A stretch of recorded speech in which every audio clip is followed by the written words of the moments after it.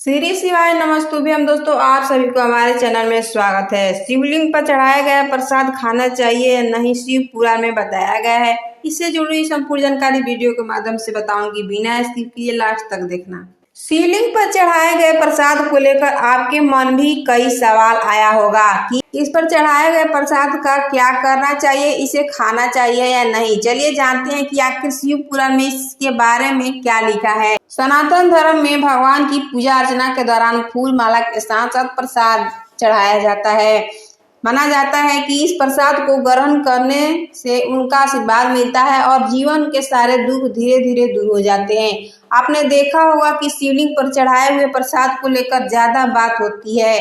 आपने कई लोगों से सुना होगा कि शिवलिंग पर चढ़ाए गए प्रसाद को हाथ नहीं लगाया जाता है, तो उसे खाना तो दूर की बात है। ऐसे में चलिए जान लेते हैं कि आखिर शिव पुराण में शिवलिंग पर चढ़ाए हुए प्रसाद को लेकर क्या लिखा हुआ है।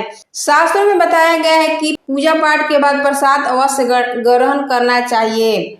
प्रसाद ग्रहण करना बहुत शुभ होता है। प्रसाद ग्रहण करने से देवी देवता का आशीर्वाद बना रहता है।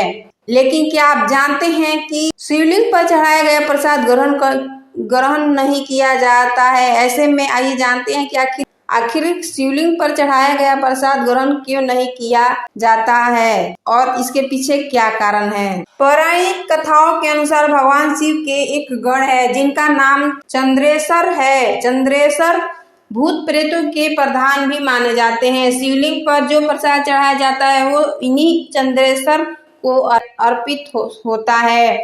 इस वजह से शिवलिंग पर चढ़ाए गए प्रसाद से नकारात्मकता आ सकती है। इसीलिए मिट्टी, पत्थर या फिर चीनी मिट्टी से बने शिवलिंग पर चढ़ाए गए प्रसाद को कभी भी ग्रहण नहीं करना चाहिए। हालांकि चांदी, पीतल और तांबे के शिवलिंग के प्रसाद को ग्रहण किया जा सकता है। चांदी, पीतल और तांबे के शिवलिंग पर चढ़ाए प्रसाद को ग्रहण करने से कोई नुकसान नहीं होता। साथ ही शिव जी की मूर्ति पर चढ़ाया गया प्रसाद खाया जा सकता है। ये प्रसाद शुभ होता है। मान्यता है कि भगवान शिव की मूर्ति का चढ़ा प्रसाद खाने से पाप नष्ट हो जाते हैं।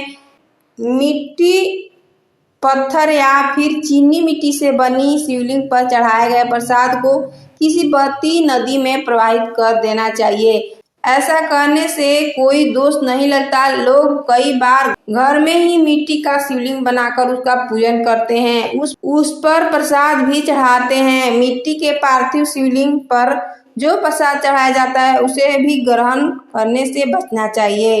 मिट्टी के पार्थिव शिवलिंग पर चढ़ाए गए प्रसाद को भी बहती नदी के जल में प्रवाहित कर देना चाहिए। अगर आपको मेरी वीडियो अच्छी लगी हो तो चैनल को लाइक, सब्सक्राइब, दोस्तों के साथ शेयर कर देना। धन्यवाद। राधे राधे।